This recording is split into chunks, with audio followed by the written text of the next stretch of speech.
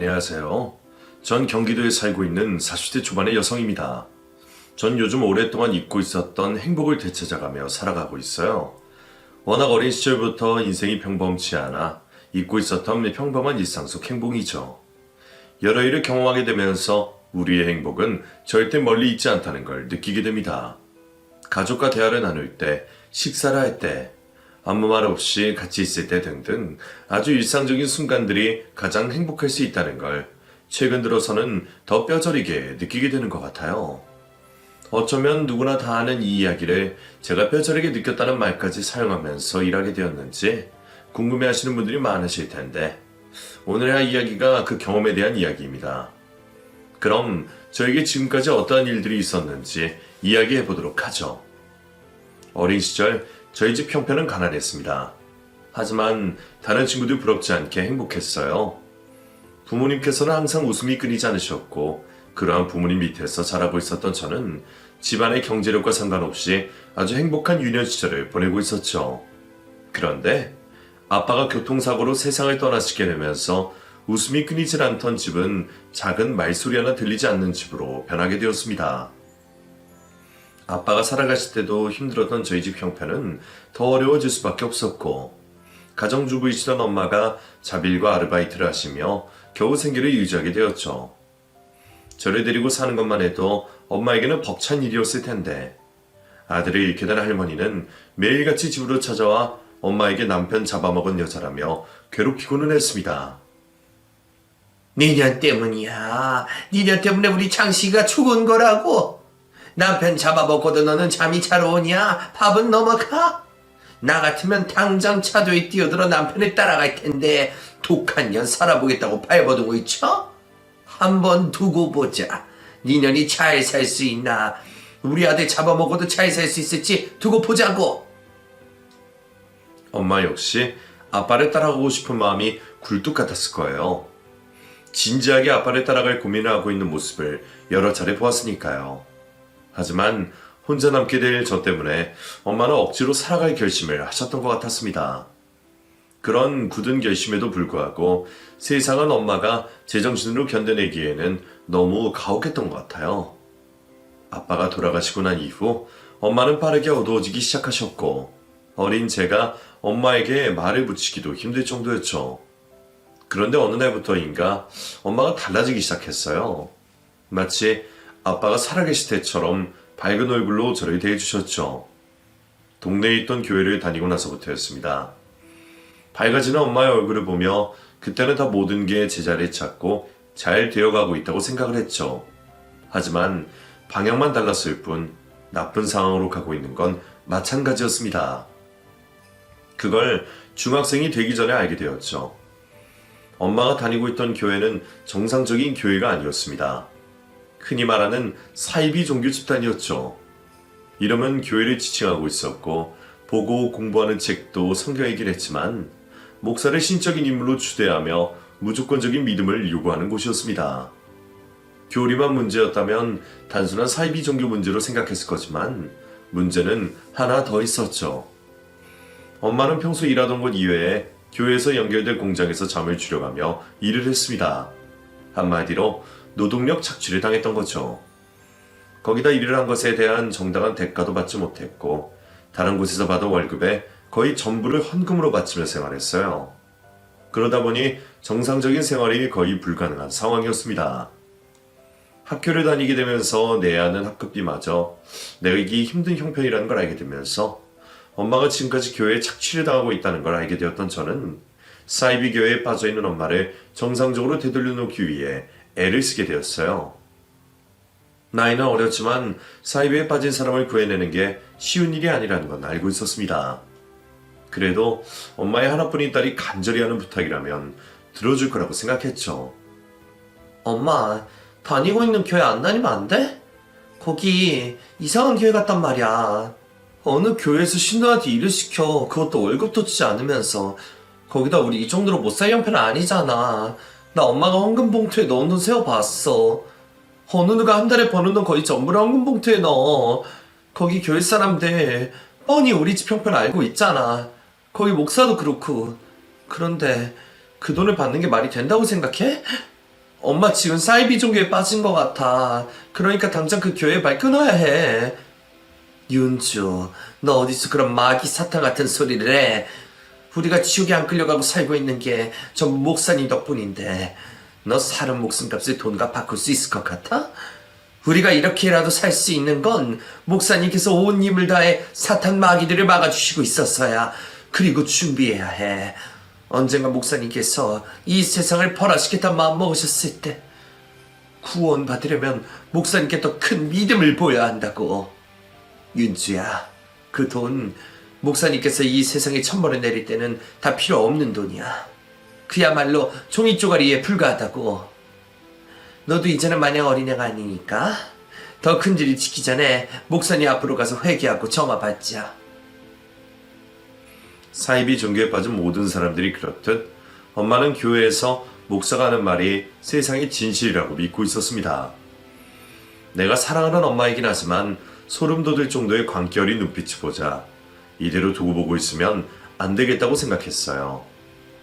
엄마가 저렇게 된 일이 한 집에서 생활하고 있었던 제 탓이라고 느껴졌죠. 그래서 중학교 시절부터 엄마를 사이비 종교 집단에서 빼내오기 위해 애를 쓰게 되었습니다.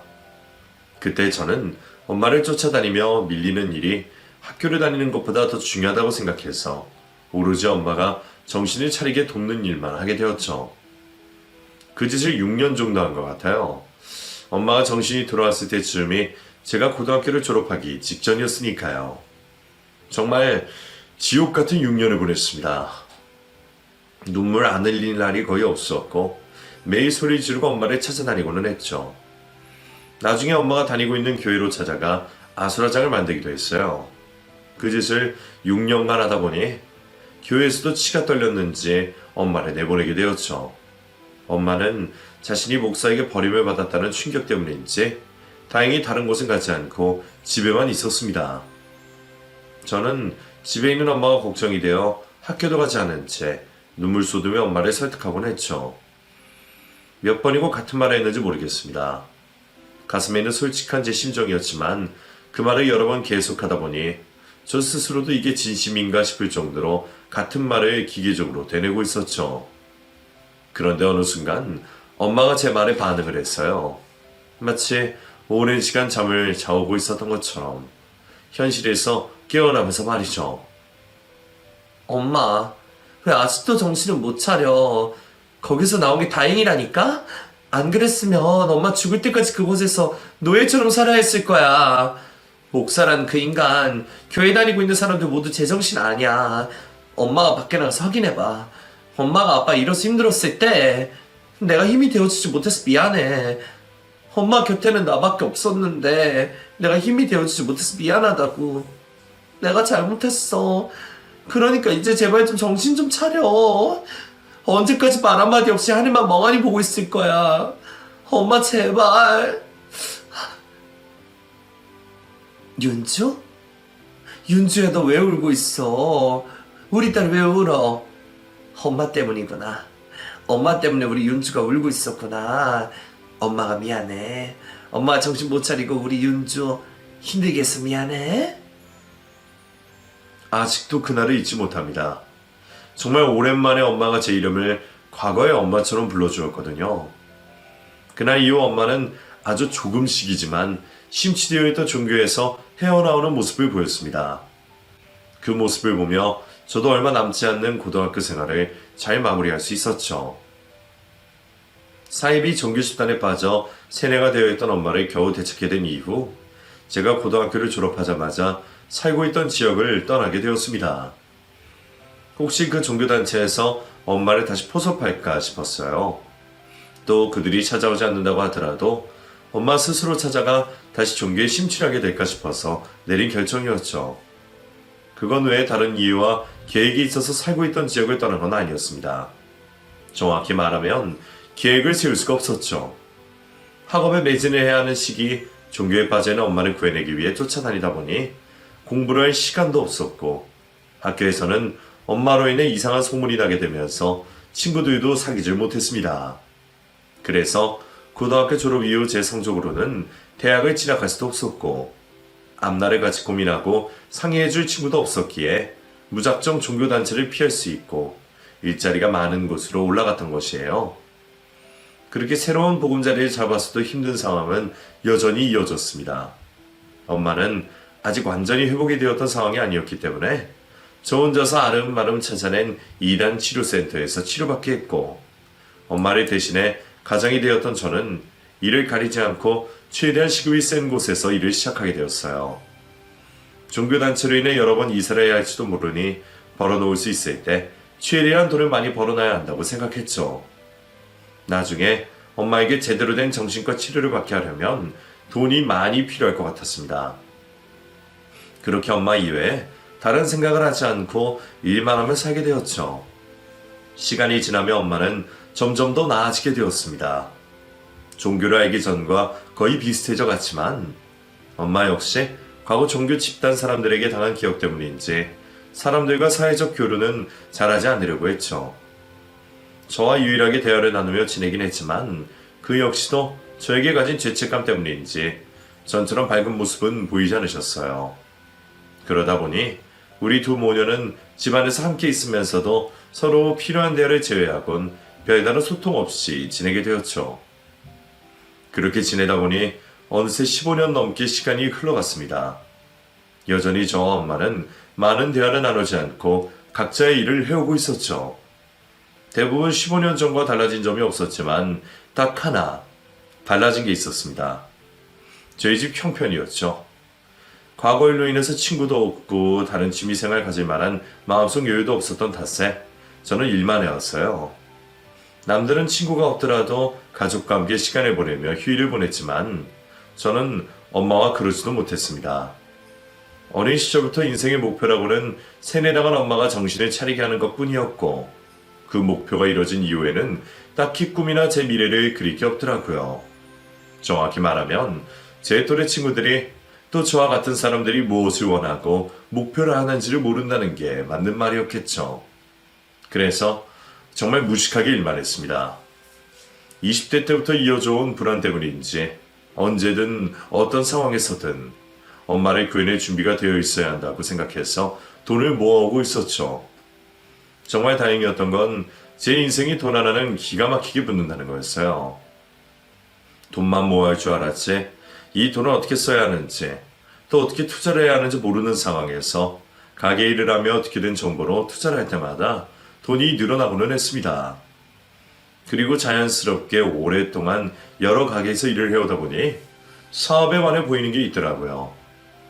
그래서 모아온 돈과 투자를 하여 벌게 된 돈으로 목 좋은 곳에서 크게 카페 장사를 하게 되었고 이 장사가 잘 되며 별 노력 없이 큰 돈을 벌게 되었습니다. 30 중반의 경제적 여유로움은 가지게 되었지만 그때까지도 꿈 하나 없었고 인생을 즐길 줄도 몰랐어요. 그래서 굳이 나오지 않아도 되는 가게를 매일 나가 아르바이트생들보다 더 열심히 기계처럼 일만 하고 있었죠. 그러던 중에 제가 운영하고 있던 가게 앞에서 음식점 하나가 들어왔습니다. 한눈에 봐도 나이든 사장님께서 운영하실 것 같던 건강과 관련된 음식점이었는데 제 생각과 다르게 제 나이 또래 정도 되어 보이는 젊은 남자가 주인이었어요. 그 음식점 사장님이 이후에 저의 남편이 될 사람이었죠. 처음 개업을 하게 되었다며 저에게 찾아와 떡을 주는 남자는 매일 가게 문을 열 때마다 아는 척을 해오고 쉬는 시간마다 저희 가게를 찾아와 저에게 이런저런 질문을 하기 시작했습니다. 그러다 보니 저 역시 이웃사촌을 대하듯이 남자와 친분을 쌓게 되었죠. 주변 상인분들과도 좋게 잘 지내고 가게 손님들에게 불쾌한 일에 당할 때도 웃는 얼굴을 하고 있는 남자는 성실하기까지 했습니다. 눈이 오면 자기네 음식점만 아니라 자기네 건물 전체와 저희 건물까지 정리를 할 정도로 배려심도 깊었고요. 그런 남자가 저에게 마음이 있다는 표현을 은연중에 해오기 시작했습니다. 그러더니 저에게 고백을 해왔죠. 윤주씨, 정말 몰라서 이러는 거예요? 아니면 알면서도 제가 싫어서 모른 척 하는 거예요? 네? 제가 뭘 모른 척을 한다는 말이에요. 나 윤주씨에게 관심 있는 거 말이에요. 주위 다른 사람들은 다 눈치챘을 정도로 표현했는데 내가 얼마나 더 관심을 표현해야 내 마음을 알아줄래요? 나 윤주 씨 이성으로서 좋아요. 윤주 씨는 어떨지 모르겠지만 저는 윤주 씨와 마주볼 때마다 떨려서 이렇게 말하는 것도 항상 힘들다고요. 나 제법 괜찮은 사람이에요. 잘 모르겠다면 친구처럼 만나가면서 알아가도 되잖아요. 지금 당장 결정해달라는 건 아닌데 내가 윤주 씨 좋아하고 있다는 건 알고 있어줘요. 고백은 정식으로 나중에 할 테니. 용기 있게 저에게 마음이 있다는 말하는 남편이 멋있었습니다. 하지만 그럼에도 제 대답은 이미 결정되어 있었어요.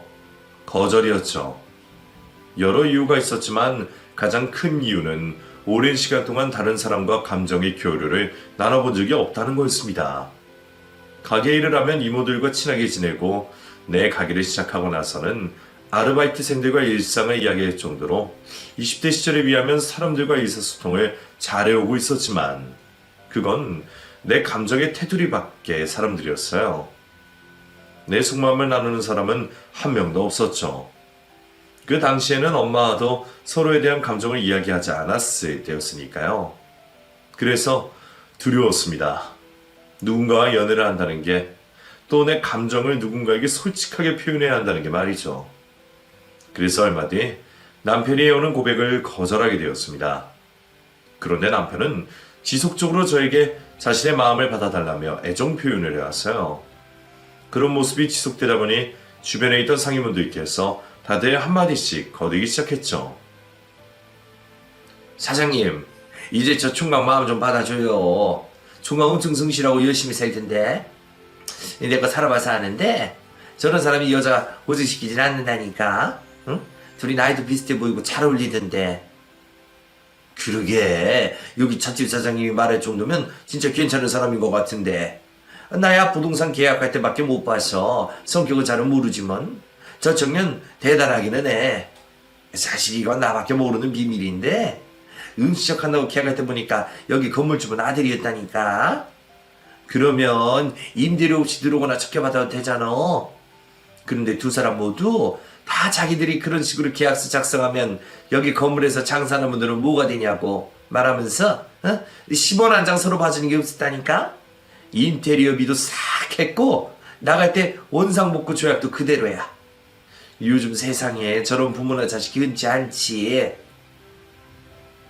특히 남편과 같은 건물 내에 있는 상인분들이 적극적으로 남편을 추천했습니다. 다들 요즘 보기 힘든 성품의 남자라며 입을 모아 칭찬을 했죠. 지속적으로 저에 대한 마음을 표현하고 주변에서도 성품이 좋은 사람 같다고 하니 내가 너무 방어적으로 남편을 대하는 게 아닐까라는 생각이 들었습니다. 좋은 남자라고 한다면 다시는 저에게 오지 않는 기회일지도 몰랐어요. 그래서 다시금 해오는 남편의 고백을 받아들였죠. 그렇게 저의 첫 연애가 시작되게 되었습니다. 기대가 많으면 실망도 큰 법이라고 하는데 남편과 하게 된 연애는 실망이라고는 하나도 없던 연애였죠.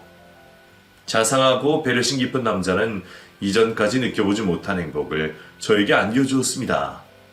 거기다 만나기 전에도 착한 사람이라는 건 알고 있었지만 제 생각 이상으로 선한 사람이라는 것도 알게 되었죠.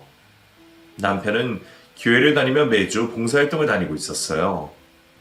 정기적으로 방문하는 봉사활동뿐만 아니라 가게 시간이 날 때마다 근처 봉사활동을 다닌다고 했죠. 요양원과 보육원, 유기견 보호소까지 안 다니는 곳이 없다고 했습니다. 남편은 자신의 선한 행동을 저와 같이 하고 싶었는지 같이 하자며 먼저 제안도 했었죠.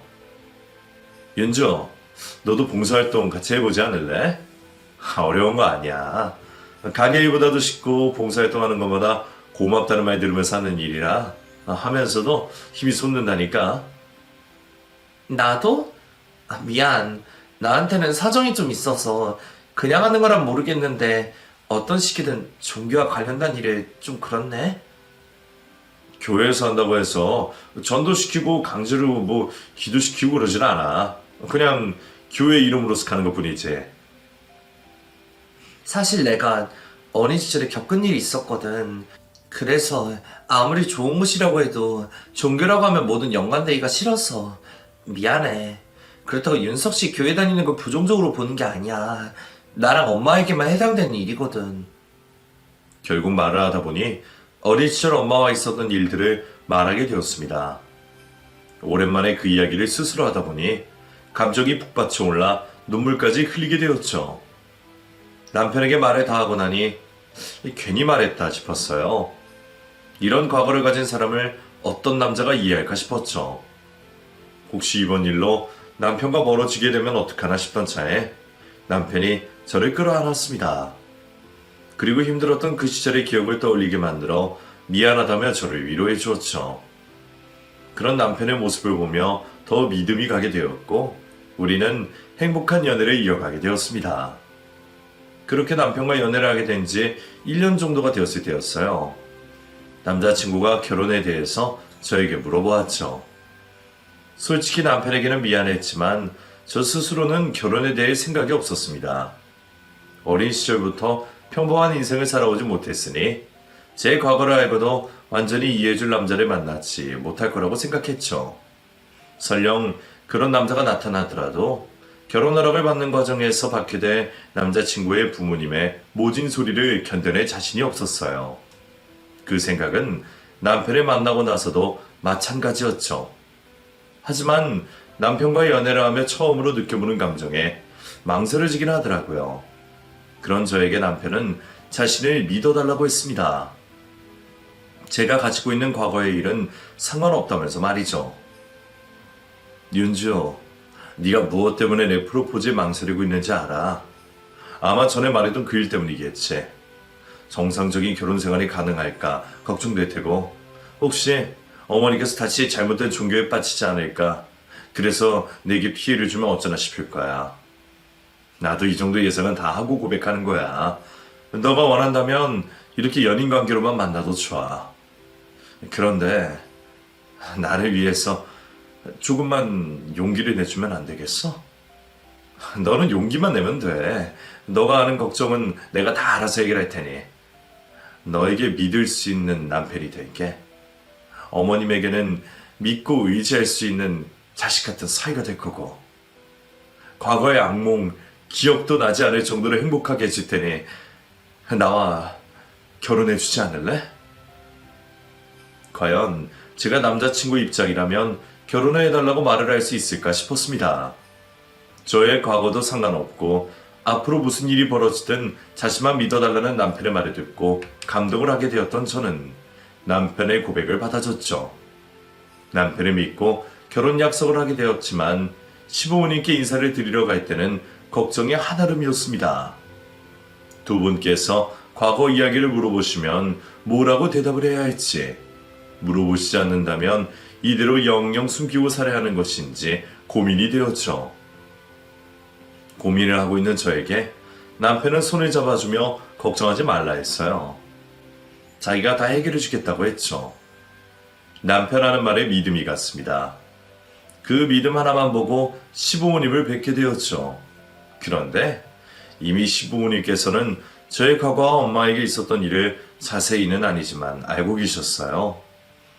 남편에게서 먼저 이야기를 듣게 되었다고 말씀하셨죠. 두 분께서는 저를 안아주시며 지난날 고생을 해온 것에 대해 마음 아파하셨습니다. 두 분이 저에게 보이시는 뜻밖의 모습을 보며 놀랄 수밖에 없었죠. 저에게는 그 모습이 그 어떤 모습보다 더 열렬한 환대나 다름없었으니까요. 남편보다 더 다정하시고 착한 성품을 가진 시부모님께서는 인사를 드리러 온 그날 당장 저를 며느리라고 부르시며 저를 한 가족 식구로 맞이해 주셨습니다. 그리고 남편을 만난 엄마도 배려심 깊고 착한 남편을 보며 저와의 결혼을 허락해 주셨죠. 제가 예상해왔던 결혼 준비 과정과 달리 너무나도 순조로운 모습에 놀랄 수밖에 없었습니다. 이 모든 게 다 좋은 남편을 만난 덕분이라고 생각을 하게 되었죠. 그렇게 저는 연애에서부터 결혼 준비까지 너무나도 행복한 감정을 이어가며 결혼식을 올릴 수 있었어요. 결혼 이후 남편은 정말 자신이 한 말을 지켜나갔습니다. 엄마에게는 정말 친아들처럼 행동하며 저보다 더 잘 모셨죠. 애정 표현은커녕 엄마와 대화도 자주 하지 않는 저와 달리 남편은 하루에도 몇 번씩이고 엄마에게 전화를 했고 저에게는 말도 하지 않고 엄마와 시간을 보내며 저보다 더 친자식같이 행동했어요. 엄마 역시 남편의 친아들처럼 대하며 정말 오랜만에 행복한 얼굴을 보이며 지냈죠. 남편 덕분에 아빠가 죽은 이후 처음으로 완전한 가족이 된 걸 느끼게 되었습니다. 그 외에도 엄마에게는 남편 덕분으로 보이는 긍정적인 변화가 많이 보였어요. 매일 집과 일터만 다니고 가족 이외의 다른 사람과는 사회적 교류를 하지 않던 엄마가 어느 날부터 외출도 하고 친구도 사귀고 있었죠. 엄마, 집에 갈비가 선물 들어와서 저녁에 그이랑 엄마 집에 가서 같이 구워 먹을까 하는데 일 언제 끝나? 오늘 안 되는데?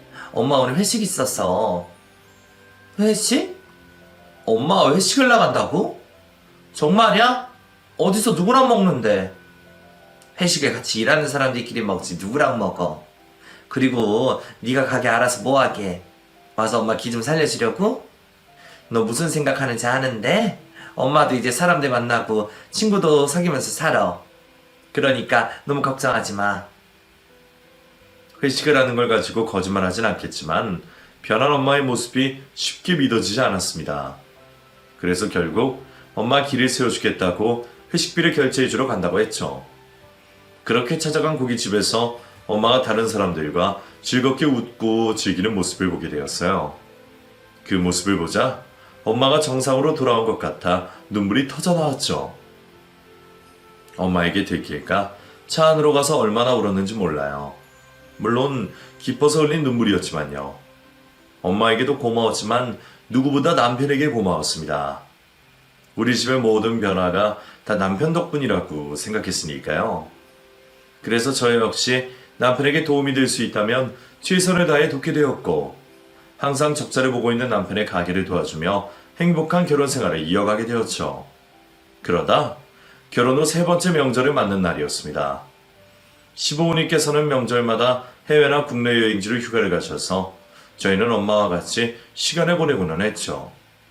그날 역시 이틀 동안 엄마와 같이 명절을 보내고 있던 중이었어요. 따로 차례를 지내진 않았지만 가족들끼리 맛있게 먹을 요리도 하고 수다도 떨며 알코올도 조금씩 들어가니 생각보다 더 일찍이 가족들 모두가 잠자리에 들게 되었죠. 그렇게 잠을 자고 있던 도중 몸부림을 치다 침대에 남편이 없다는 걸 알게 되었습니다. 살짝 잠에서 깨어났고 화장실에 가고 싶어졌어요. 방에서 나와 화장실 가려고 하는데 엄마 방 쪽에서 사람 말소리가 들려왔습니다. TV 소리라고 생각해서 가려던 화장실에 들어가는 순간 엄마 방에서 들리는 소리가 남편의 목소리라는 걸 알게 되었죠. 무슨 이야기를 하길래 잠을 자다 말고 일어나서 대화를 하나 싶어 방문에 귀를 대고 두 사람의 대화를 엿게 되었어요. 그러니까 나는 자네 말대로 하면 되는 거지? 네, 제가 다 알아서 할게요. 윤주 제가 끝까지 책임질 테니 걱정하지 마세요. 가장 중요한 건 윤주가 저희들 계획을 먼저 알아차리면 안 되는 거니까. 장모님, 오늘 한 이야기 우리 둘만의 비밀입니다. 아시겠죠? 무슨 말인가 싶었어요. 아무리 생각해도 저 모르게 두 사람이 이를 꾸밀 게 없었으니까요. 좀 더 귀를 기울여 두 사람의 대화를 자세히 엿들으려고 하는데 방 안에서 남편과 말고도 낯선 이의 목소리가 또 들리더라고요. 도대체 이게 무슨 일인가 싶어서 방문을 아주 살짝 열어 안쪽을 들여다봤죠. 그러자 경악할 만한 장면이 눈앞에 펼쳐졌습니다. 엄마의 방 안에서 들리던 낯선 사람의 목소리는 TV에서 나오는 남성의 목소리였어요. 그런데 화면에서 나오고 있는 남자의 모습이 제가 가장 우려하던 모습이었죠. 십자가 있는 배경에 하얀 옷을 입고 열정적으로 목소리를 높여 설교를 하고 있었습니다. 옷만 봐도 알 수 있었어요. 사이비 종교와 관련된 사람이란 걸요. 거기다 엄마와 남편 앞자리에는 성경책과 함께 이상한 책자들이 있었어요. 과거 일로 인해 우리 집에서는 절대로 볼 수 없었던 종교에 관련된 책을 보게 되자 불길한 예감이 스쳤습니다. 처음에는 엄마가 또 사이비에 빠져 거절 못하는 착한 남편에게 전도를 하는 건가 싶었는데 그건 아닌 것 같더라고요. 분명 제가 며칠 전에도 집 구석구석을 뒤져보면서 엄마가 또 이상한 종교나 무속신앙에 빠져있지 않는지 확인을 했으니까요. 그때는 분명 종교에 관련된 책이 단 한 권도 없었습니다. 두 사람을 하는 말을 들어보니 남편도 의심을 안 할 수가 없었어요. 우선은 두 사람에게 들킬까 싶어 놀란 마음을 겨우 붙잡아가며 조용히 침대 안으로 들어갔습니다. 그리고 밤새 잠자리를 뒤척이며 앞으로 어떻게 해야 할지, 제가 무엇을 놓쳤던 건지 되뇌게 되었죠. 우선 다음날 엄마와 함께 외출을 하기로 약속이 잡혀 있어 그때 집을 뒤져보며 제대로 확인을 하기로 했습니다. 그래서 나갈 준비를 하고 있는 남편과 엄마에게 몸이 안 좋다는 핑계를 대고 집에 남게 되었죠.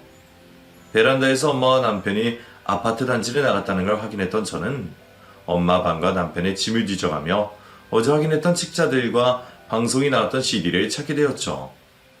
확인을 해본 결과 제가 걱정하던 대로 사이비 종교가 맞았습니다.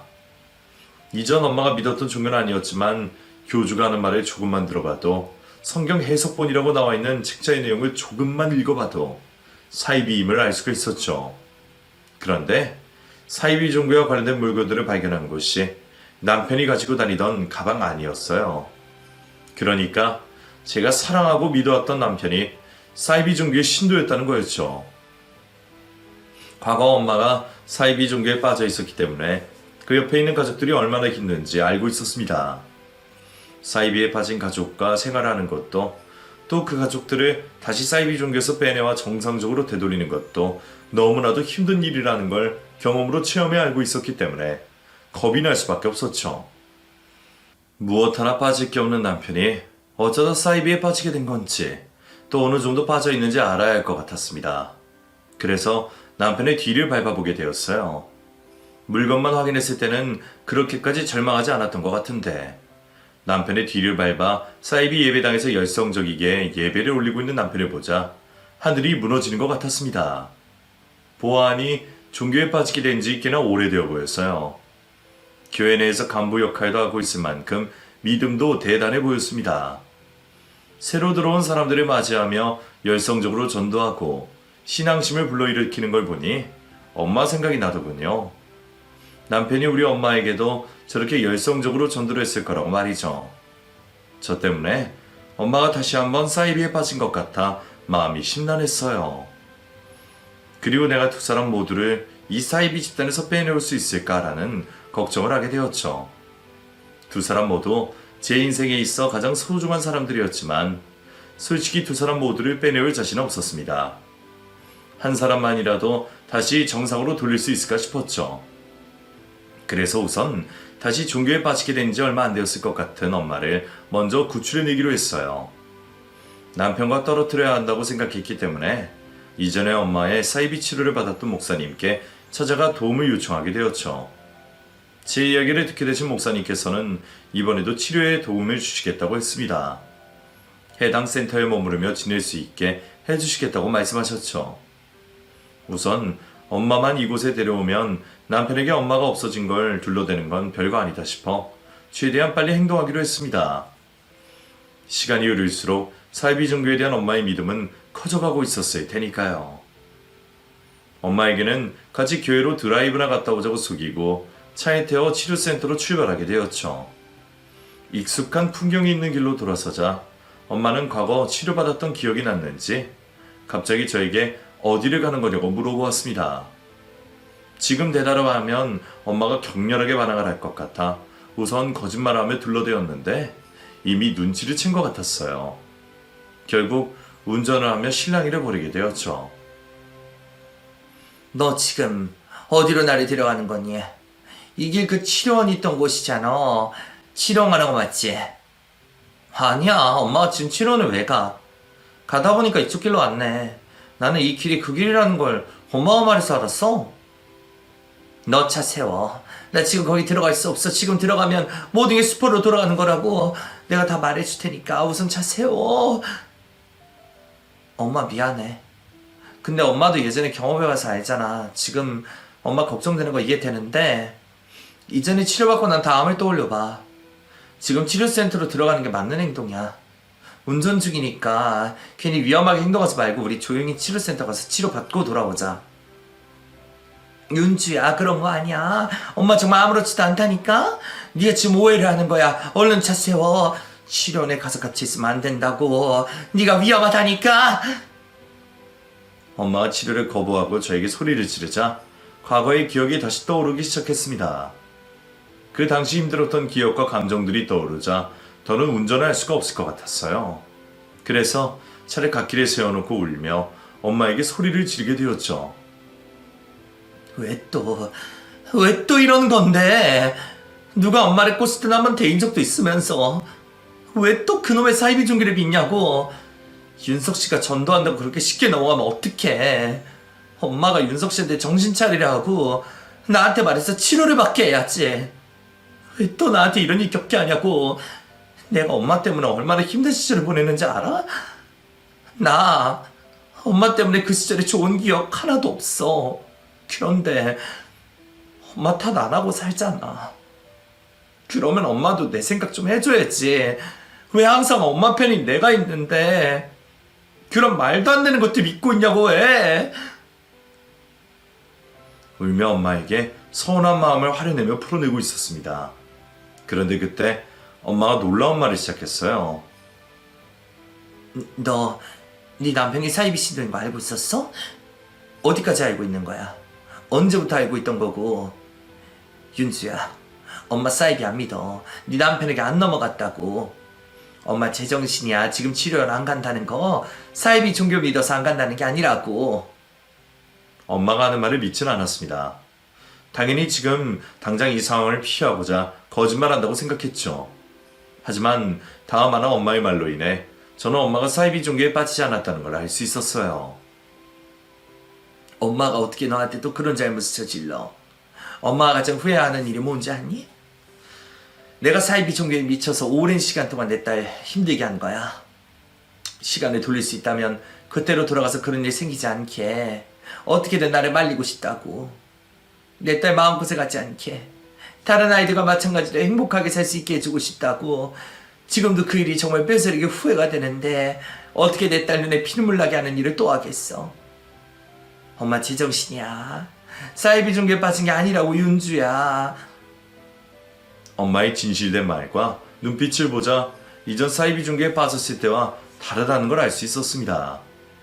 그렇다면 왜 엄마는 남편에 따라 사이비 종교를 믿는 척하고 있는지 궁금해졌죠. 엄마, 그러면 이번 추석에 윤석 씨랑 나 자는 사이에 했던 말은 뭐야? 왜 믿지도 않으면서 남편 따라 사이비 믿는 척을 하는 건데. 네 남편이 너한테 일부러 접근했다는 걸 알게 됐어. 너도 옆에서 봐서 알겠지만 윤서이가 날 챙긴다고 집에 얼마나 자주 찾아오니. 그때는 나도 윤서이가 날 장모님이 아니라 엄마처럼 여겨서 챙겨주는 거라 생각했어.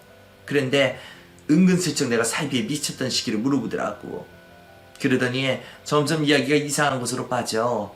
그런 가짜들 때문에 진짜로 신앙생활하는 사람들이 힘들다고 했던가?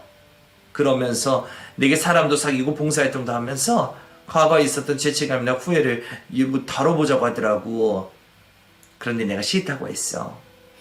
과거에 내 전적이 있어서 이제는 어떤 종교도 믿지 않을 거라고. 그러다가 윤주가 네가 걱정할 게 뻔하니까. 그랬더니 그러면 종교는 믿지 않고 봉사활동만 하자고 하더라. 여러 번 그런 말을 하니까 또 좋은 일이라고 생각되니까 따라 나서게 되었지. 처음에는 좋았어. 윤석이가 말했던 것처럼 내가 저지른 죄값을 갚는 느낌도 나고. 그런데 언젠가부터 윤석이도 그렇고 같이 봉사활동하는 사람들도 그렇고 종교에 대해서 은근히 이야기를 하는 거야. 정신 똑바로 차리지 않으면 또 빠질 것 같더라고. 그래서 거리를 두려고 하는데 윤석이 입장에서는 내가 종교에 빠졌다고 생각했는지 본격적으로 전도를 하려고 하더라. 그 전도하는 내용을 들어보니까 수상해. 혹시 네 남편이 사이비에 빠졌다고 하면 네 마음이 어떨까 싶어서 확인하려고 교회를 따라 나가봤지. 그런데 사이비가 맞더라. 그걸 알게 되니까 눈앞이 깜깜한 거야. 나 때문에 자기 인생 반에 날려가면 그렇게 힘들게 살았는데 이번에는 사랑하는 남편이 사이비에 빠졌다니. 그래서 내가 너한테 알리지 않고 윤석이를 정신 차리게 하려고 했다. 그래서 일부러 쫓아다니게 되었어. 그런데 우연히 윤서이가 교회 장로라는 사람과 네 이야기라는 걸 듣게 된 거야. 그리고 너한테 일부러 접근한 것까지. 윤주야, 충격적이겠지만 엄마 믿고 엄마만 따라와. 이번에는 내가 널 그 녀석 소나기에서 구해줄게. 힘들게 살아온 내 딸 엄마가 구해줄 테니 아무 걱정하지 말어. 엄마는 남편이 저의 재산을 노리고 접근했다는 걸 들었다고 했습니다. 그리고 아주 무서운 계획도 있다는 걸 알게 되었다고 했죠. 저에게 돈이 많다는 소문을 듣고 접근한 남편은 연애를 하면서 자신이 믿는 사이비 종교에 끌어들여 제 재산을 교회에 바치려고 계획한 것 같다고 했습니다. 그런데 제가 엄마와 있었던 과거의 일로 인해 종교에 대해서는 무조건 부정적이고 어떤 방법을 써서도 비집고 들어갈 수 없다는 걸 알자 방법을 바꾼 것 같다고 해요. 결혼을 해서 저와 엄마의 신뢰를 얻은 다음 과거 사이비 종교에 빠진 적이 엄마를 깨어내요. 제가 정신적으로 이상이 있다고 세뇌를 시켜 저를 정신병원에 강제로 감금을 시키려고 했던 것이었죠. 정신병원 강제 감금의 경우 가족 2인 이상의 동의를 얻어야 가능했기 때문에 저희 재산을 빼앗는데 첫 번째 순서로 엄마를 자신이 믿는 종교로 포섭을 하려고 했던 것이었습니다. 그런데 엄마는 이 내용을 따라간 교회에서 우연히 듣게 되고 다시 한번 딸이 힘든 상황을 겪게 만들 수 없어 연기를 하고 있었던 거죠. 엄마는 증거를 모으고 있다고 말했습니다. 남편이 저에게 접근하여 비정상적인 방법으로 금전적 이득을 취하려 하는 증거를 말이죠. 엄마는 제가 남편과 혼인 취소를 할 수 있게 그리고 남편이 사기 공모죄로 처벌을 받을 수 있게 준비 중이라고 했습니다. 그러며 항상 품속에 가지고 다닌다는 녹음기를 저에게 건네주었죠. 그곳에는 제가 정신착란을 겪고 있다는 남편의 목소리가 담겨져 있었어요. 그리고 자신의 범행 계획을 말하고 있는 내용들도 담겨져 있었죠. 엄만 필요하다면 나를 희생시켜서라도 그럼 처벌받을 수 있게 만들려고 한다. 그러니까 엄마 좀 믿어줘. 물론 내가 저지른 잘못 때문에 불안한 거 알아. 하지만 이제 2번 다시는 나 때문에 내 딸이 눈물 흘리게 만들지 않을 거다. 엄마 어떤 상황에서도 정신 꽉 잡고 있으니 엄마만 믿어다오. 엄마만 위험에 빠뜨릴 수 없었습니다. 남편과 한 집에서 생활하고 있었던 사람은 저였기에 제가 더 많은 증거를 모을 수 있을 거라고 생각했죠. 곧바로 제가 외출할 때마다 집 구석구석에 카메라와 녹음기를 켜놓고 남편의 입에서 나오는 증거들을 모으게 되었죠. 그러다 보니 엄청난 사실들을 알 수가 있었습니다. 정말 세세하게 개혁되어 있던 사기라는 걸 말이죠. 우선 제가 보았던 남편의 부모님들 모두 가짜였습니다. 두 사람 모두 남편이 다니고 있는 사이비 종교 집단과 관련된 사람들이었죠. 진짜 부모님들은 남편이 사이비에 빠지고 헤어나오지 못하자 연을 끊게 된 지 오래되었다고 했어요. 그래서 이어지는 거짓말이 바로 밝혀졌죠. 남편의 아버님이 소유하고 계시다는 그 건물. 그 건물의 소유주는 사실 남편이 믿는 종교단체였어요. 그리고 그 가게 안에서 가게를 하고 있는 사람들 대부분이 그 종교의 신도들이었죠. 그러니까 남편이 좋은 사람이라며 저에게 바람을 넣었던 찻집 사장님과 부동산 사장님 모두 계획적으로 저에게 접근을 했던 거였습니다. 어떻게 보면 엄마를 제외하고 제 주변 모든 것이 조작된 상태였던 거죠. 이 모든 사실을 알게 되었던 저는 남편과 혼인 취소 소송을 하게 되었습니다. 그리고 사기 공모죄로 관련된 사람들 전부를 고소하게 되었죠. 법대로 하는 일이니 증거들만 있으면 쉬울 줄 알았는데 전혀 그렇지 않았습니다. 하루에도 수십 번 종교 관련된 사람들이 저희 가게 영업장으로 찾아와 무언의 압박을 했거든요. 하지만 그때는 저 혼자가 아니었습니다. 엄마가 제 곁을 지켜주며 끝까지 소송을 이어갈 수 있게 해주었죠. 사이비 종교라고 하면 이골이 나 있었던 저희 모녀는 그 종교단체의 압박을 대수롭지 않게 무시할 수 있었습니다. 그리고 결국에는 승소를 하게 되어 남편과의 관계를 깔끔하게 끝낼 수 있었죠. 남편과 혼인 취소를 하고 저에게 사기를 공모했던 사람들에게 처벌을 받게 했던 저는 오랜 시간 해오던 가게를 닫게 되었습니다. 저 스스로의 선택이었죠. 장사는 더 할 수 있었지만 바로 앞에 사이비 단체를 두고 장사하는 게 영 마음이 불편하더라고요. 그래서 가게를 폐업 후 다른 곳으로 옮겨 새로운 마음과 새로운 다짐을 하고 있어요. 전에 하던 목만큼 목이 좋은 것은 아니라 수익이 떨어지긴 했지만 그래도 우리 두 모녀가 살아가기에는 부족함이 없습니다. 제가 모아둔 돈이 있고요. 그래서 넘치는 여유로 엄마와 함께 많은 여행지를 돌아다니며 못다 했던 모녀 간의 추억을 쌓고 있어요. 저 지금이 인생에서 가장 행복한 시간입니다. 엄마와 이런 시간을 보내게 될 거라고는 상상하지 못했으니까요. 너무 늦게 찾은 행복에 아쉬워하지 않고 앞으로 쌓게 될 엄마와의 행복한 추억만 생각하며 미래를 그려나가려고 합니다. 그러면 여러분들께서도 이번 설 연휴 가족과 함께 좋은 추억 쌓을 수 있는 시간 보내길 바랄게요. 저의 이야기 들어주셔서 감사합니다.